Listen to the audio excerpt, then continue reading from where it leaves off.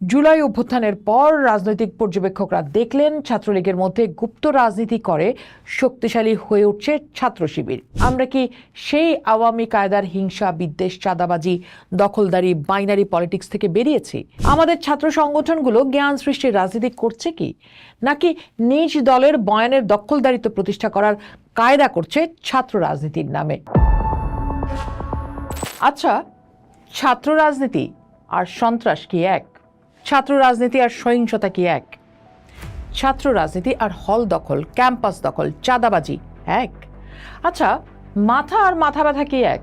মাথা ব্যথা হলে আমরা কি মাথা কেটে ফেলতে বলি না। রাজনীতি যদি মাথা হয়, তাহলে সন্ত্রাস, দখলদারিত্ব, চাঁদাবাজি, হল দখল এগুলো ঠিক তেমনি মাথা ব্যথা। কিন্তু এখানে এসব মাথা ব্যথার জন্য আমরা মাথা কেটে ফেলার অর্থাৎ রাজনীতি বন্ধ করার পরামর্শ দিচ্ছি, বিশেষ করে বিশ্ববিদ্যালয়ে, ক্যাম্পাসে, হলে। কেন গুলিয়ে ফেলি ছাত্র রাজনীতি আর হল দখল সন্ত্রাসকে?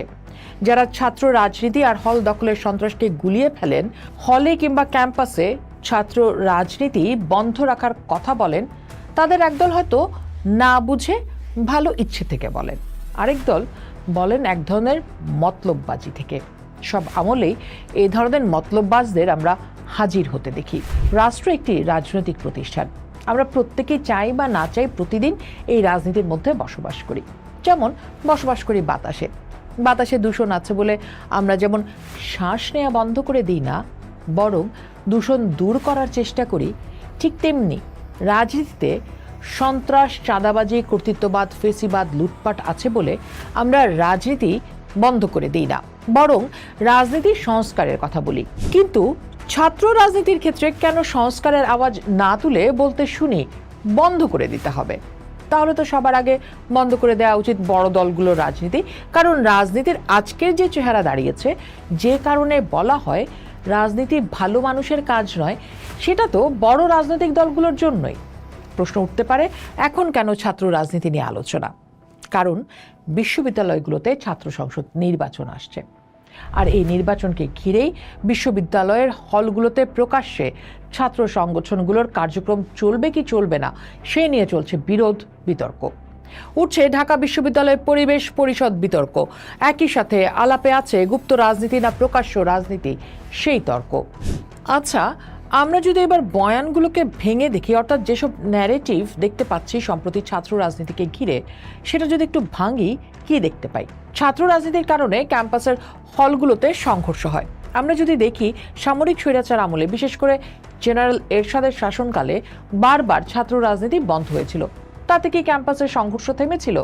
নাকি আমরা দেখেছি সে সময় প্রকাশ্যে যেসব ছাত্র সংগঠন রাজনীতি করেছে, যেমন ছাত্রদল, ছাত্রলীগ, বাম ছাত্র সংগঠনগুলো, তাদের গণতান্ত্রিক চর্চা সংগঠনগুলো দুর্বল হয়েছে। উল্টো সেই সময় যারা গুপ্ত রাজনীতি করেছিল, যেমন ছাত্র শিবির, তারা সংগঠন হিসেবে বেড়ে উঠেছিল। অভ্যুত্থানের আগে ক্যাম্পাস দখলে ছিল নিপীড়নকারী ছাত্র সংগঠন ছাত্রলীগের, যার কাজ ছিল শাসন ক্ষমতায় থাকা মূল কর্তৃত্ববাদী আওয়ামী লীগের কর্তৃত্ব ক্যাম্পাসে রক্ষা করা। তারা সকল ভিন্ন মতকে দাবিয়ে রেখেছিল। গণরুমের মতো একটা দমবন্ধ পরিস্থিতি ছিল ক্যাম্পাস জুড়ে। জুলাই অভ্যুত্থানের পর রাজনৈতিক পর্যবেক্ষকরা দেখলেন ছাত্রলীগের মধ্যে গুপ্ত রাজনীতি করে শক্তিশালী হয়ে উঠছে ছাত্র শিবির। সেই গুপ্ত শিবিরের অনেক নেতাকর্মীর বিরুদ্ধে এখন তাদেরই আন্দোলনের সতীর্থরা অভিযোগ তুলছেন। কিন্তু এখন বড় প্রশ্ন হচ্ছে, কর্তৃত্ববাদের মধ্যে আসলে দুর্বল কারা হয়?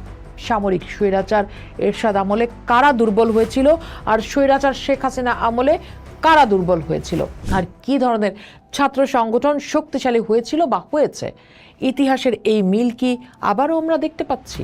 আবার একই সাথে গুরুত্বপূর্ণ হচ্ছে ওই যে ছাত্রলীগের যে অপরাধ, সেজন্য আমরা কি ছাত্র রাজনীতি বন্ধ করার কথা বলা কি ঠিক?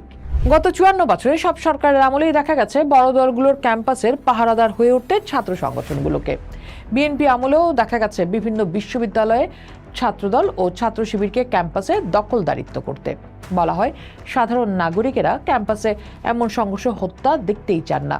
অবশ্যই কোনো অভিভাবকই দেখতে চায় না বলে অভিভাবকরা ছাত্রলীগের নিপীড়ন, আওয়ামী লীগের শেখ হাসিনা সরকারের হত্যাযজ্ঞের বিরুদ্ধে জুলাই অভ্যুত্থানে নেমেছিল।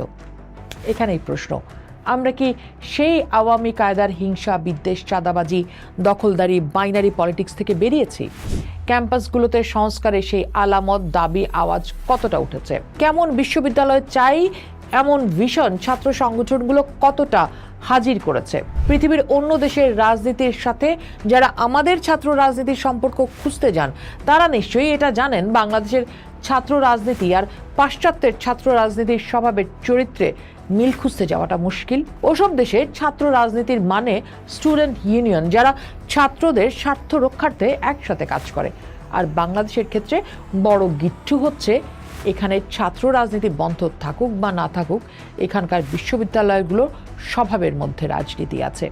নিপীড়নের বিরুদ্ধে, স্বৈরাচারের বিরুদ্ধে, সাম্প্রদায়িকতার বিরুদ্ধে উগ্র রাজনীতি, সেটা জাতীয়তাবাদ বা ধর্মবাদ যাই হোক না কেন, তার বিরুদ্ধে এরা দাঁড়ায়। এবং এই দেশে 52, 62, 69, 71, 90 যদি বাদও দেই, সর্বশেষ উদাহরণ জুলাই অভ্যুত্থানের মধ্য দিয়ে মোড় ফেরানো ভূমিকা থাকার পরও প্রতিদিনের ছাত্র রাজনীতি নিয়ে অভিযোগ, রাজনৈতিক দলগুলো যাদের লেজুর বৃত্তি করে সেই রাজনৈতিক দলগুলো কতটা কথা বলছে।